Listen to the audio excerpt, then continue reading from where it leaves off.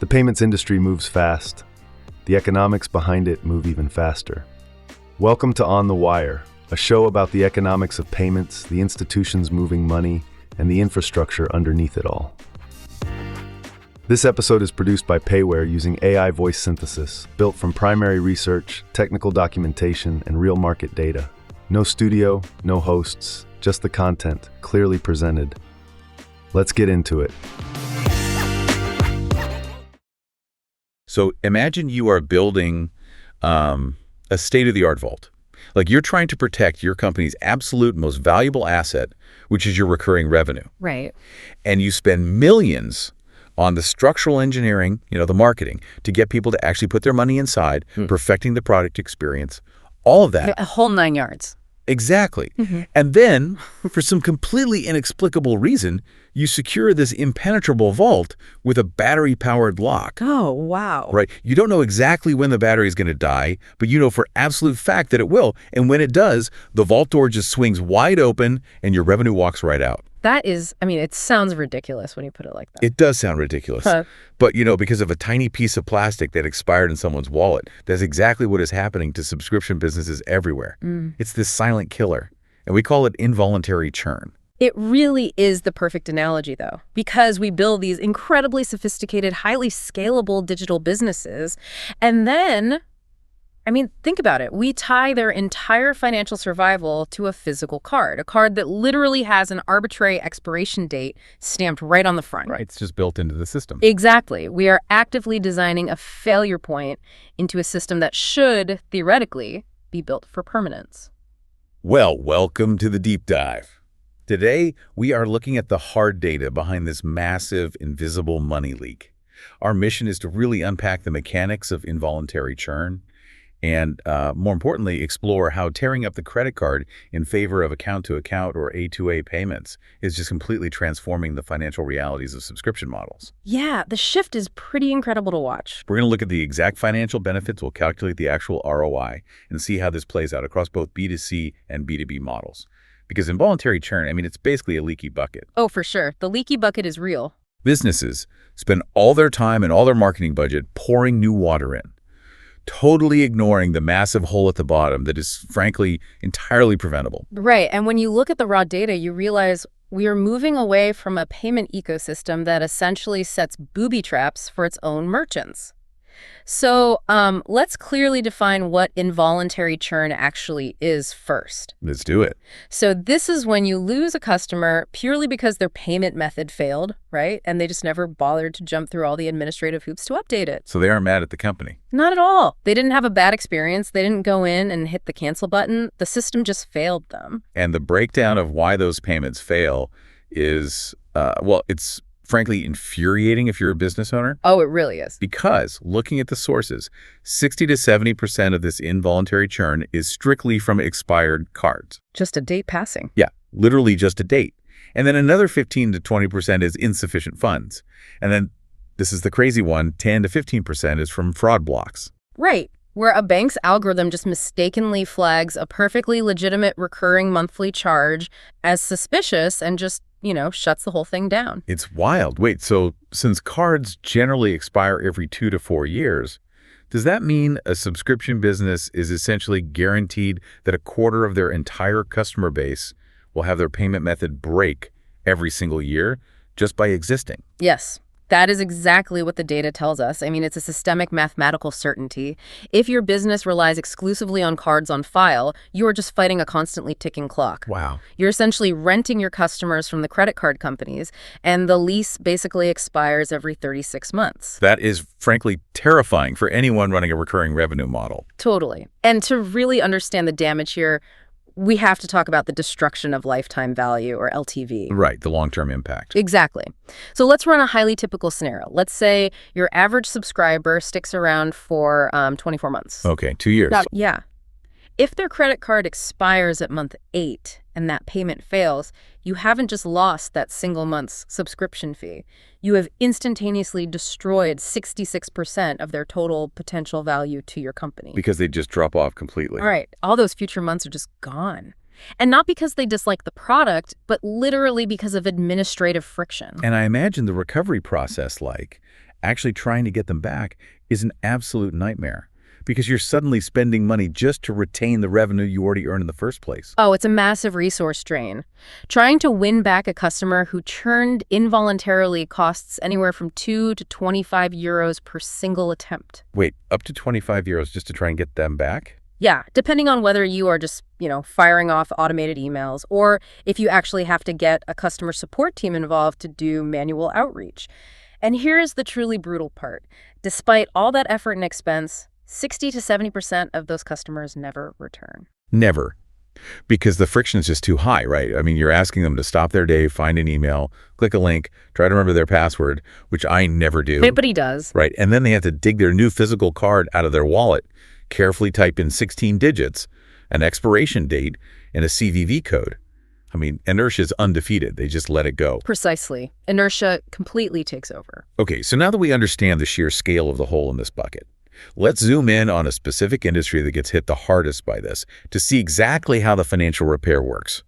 Let's look at B2C subscription boxes. Month-to-month consumer subscriptions are an absolute battlefield for this kind of payment failure. They really are. So in our sources, there's this very specific real-world profile of a curated beauty product subscription box.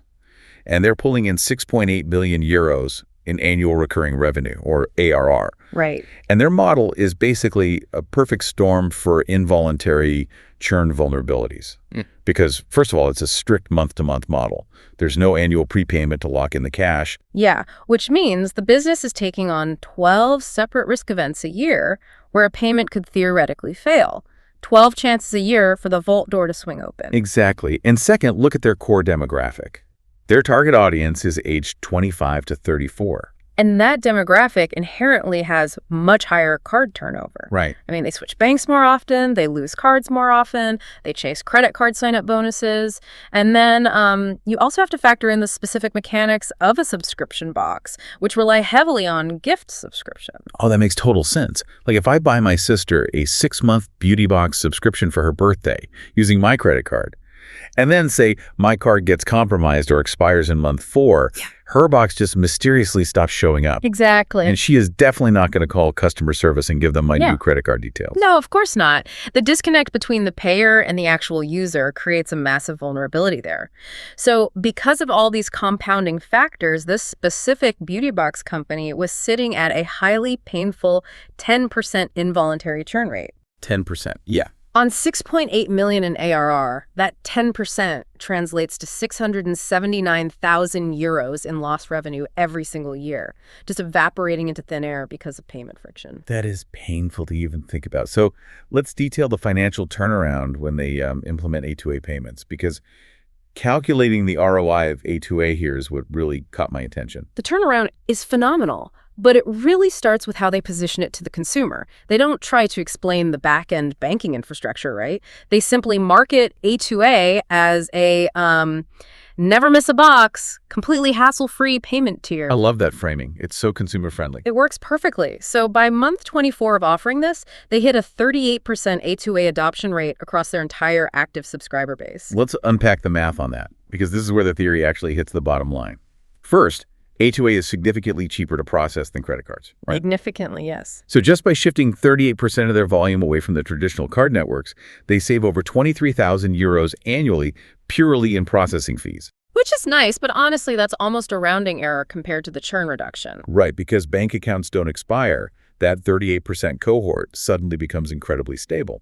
The data shows they end up saving 478 individual subscribers from churning out every single year. And retaining those 478 subscribers directly preserves 175,500 euros in revenue that would have otherwise just vanished. Wow. So when you add up the processing savings and the retained revenue, you get a total positive annual impact to their bottom line of over 219,000 euros. Which brings us to the most impressive metric of all, which is the speed of the ROI. Yeah, let's talk about the integration cost. So it costs this company roughly 30,500 euros to technically integrate the A2A system and run the marketing campaign to push it.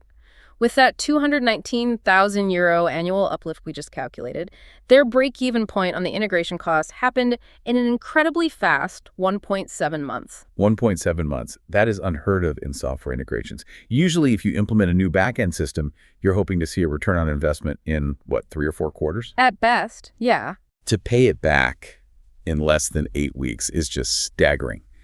But, I do have to push back here for a second. Go for it. I completely understand why the subscription box manager desperately wants to roll this out.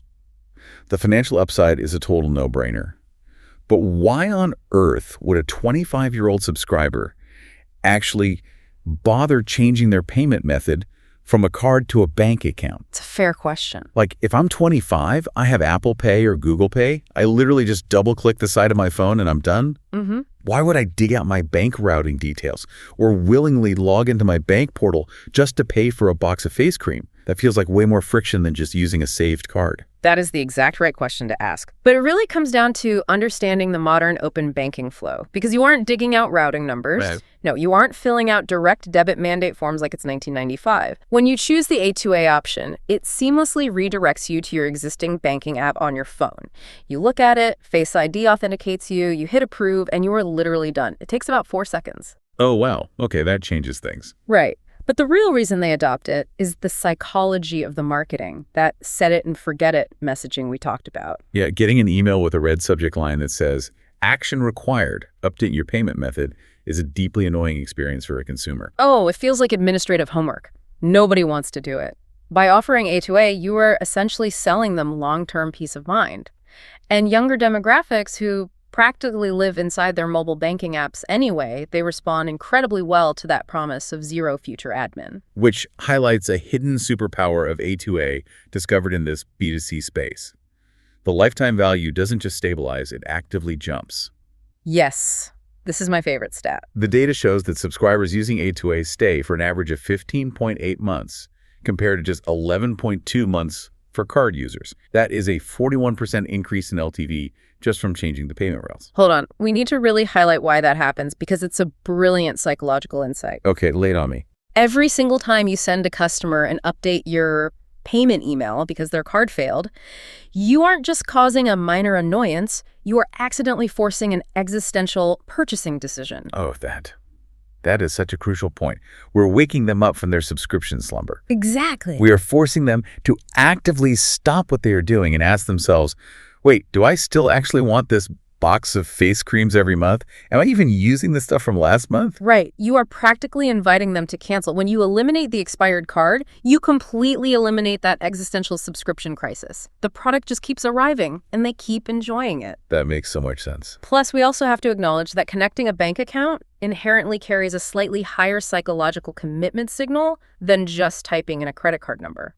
It feels more permanent, so the consumer treats it as a more permanent relationship. Okay, so that 41% jump in LTV for consumers is incredible. But consumers are fickle, right? Yeah. They act on emotion, they act on convenience, they want to avoid homework. If A2A works so beautifully for a 30-euro-a-month beauty box where consumers crave convenience, how does this logic apply to massive B2B software contracts? Does the size of the business change the behavior? It applies, but the behavior changes dramatically depending on the size of the company. Let's shift to the B2B spectrum. There's a great use case in the sources of a project management SaaS company with 18 million euros in ARR. Okay, 18 million, that's a solid size. Yeah. And when they rolled out A2A, the data revealed a fascinating divide between how small businesses, SMBs, reacted versus how massive enterprise clients reacted. Right, let's look at the small business segment first, because they actually suffer the most from involuntary churn. For this specific SaaS company, their SMB tier had an 8.5% involuntary churn rate. Which is huge. But it's because small businesses operate in a state of, high chaos. You have founders or small teams using corporate cards that constantly hit their limits, get lost at conferences, or just have naturally high staff turnover. Right. More importantly, an SMB does not have a dedicated accounting department carefully tracking all their subscription renewals. So when a payment fails, it just falls through the cracks until a core piece of software literally stops working and someone in the office starts panicking. Precisely, which totally explains why their adoption of A2A is incredibly high. When offered the option, 42% of these small businesses adopted A2A. The pain of payment friction is highest for them, so they leap at the cure. So for a small business, A2A is basically like hiring a free virtual assistant to handle the deeply annoying admin of constantly updating cards across 20 different software platforms. That is the perfect analogy. Now contrast that with the enterprise clients. Their involuntary churn is tiny, just 2.1%. And correspondingly, their adoption of A2A was much lower, sitting around 28%. And that's because an enterprise company already has a literal human assistant doing that exact job, right? Exactly. Massive enterprise companies have dedicated accounts payable, or AP, teams. Their entire professional existence is dedicated to proactively managing corporate cards, tracking invoices, and ensuring mission-critical software doesn't get shut off. They probably have spreadsheets tracking card expiration dates. Oh, guaranteed. Because they don't feel the administrative pain of failed payments. In fact, managing those payments is their actual job. They don't feel the same emotional urgency to switch to a new payment method. For them, A2A is just another vendor payment option, not a survival tool. So the value proposition shifts entirely based on who is actually managing the money. That makes perfect sense. But let's navigate some of the limitations here. Yeah, let's look at the mechanics. We've seen that both B2C consumers and SMBs leap at A2A to avoid administrative nightmares. But a bank account isn't magic. What happens when the bank account itself simply runs out of money? Right, the elephant in the room. Yeah. We definitely need to address that reality. A2A payments can and do still fail due to insufficient funds. Across these models, about 2 to 3% of subscription renewals fail for this exact reason. So if the money isn't there, the money isn't there. How is A2A actually better than a declined credit card in that scenario? This is where the retry strategy becomes absolutely crucial. Think about the underlying architecture. A bank account doesn't expire. It doesn't get a new 16-digit number issued in the mail because of a data breach. True. It rarely gets blocked by overzealous fraud algorithms. So if an A2A payment fails due to insufficient funds, it is almost always just a temporary timing issue. The customer is just waiting for Friday payday, or an SMB is waiting for a client invoice to clear.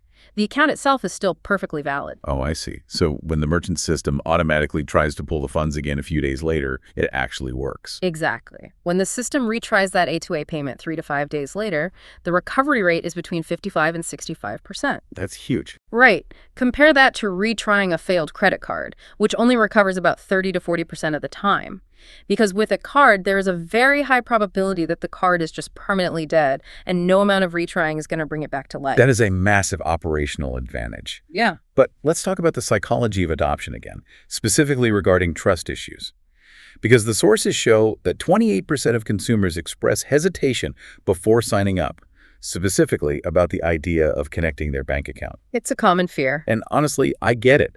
Handing over access to my core bank account feels a lot more dangerous than handing over a credit card number that has fraud protection built in. It does feel heavier, which is why educating the user on how the Open Banking API actually works is so critical to overcoming that hesitation. The biggest misconception is that A2A gives the merchant access to your bank account. It absolutely does not. Wait, really? Yeah, the merchant cannot see your balance. They do not get your login credentials. They cannot see your transaction history. So if the merchant doesn't get my login, they must just be pinging my app directly. Exactly. It's just a digital handshake. The merchant sends a highly encrypted request to your bank. You authenticate it on your own device using your own bank security protocols like Face ID or your banking PIN. You are in total control. You see the exact amount requested and you approve it. So the merchant never touches your sensitive data at all. Never. And the data proves that once people actually experience that frictionless flow, the fear completely evaporates. Post-first use, 87% of customers report being highly satisfied with the process, and 92% continue using it indefinitely. The friction is entirely mental, and it's isolated to that very first interaction. Once trust is established, the pure convenience just locks them in. Okay, I want to play devil's advocate one more time regarding consumer preference. What about the reward point maximizers? The point chasers. You know exactly the type of consumer I'm talking about. The people who put every single cup of coffee, every utility bill, every software subscription on their airline miles card or their 2% cashback card are just going to completely ignore this A2A option because it bypasses their rewards ecosystem. That is a highly valid pushback. And the honest answer is yes. The hardcore reward point maximizers will likely stick to their credit cards.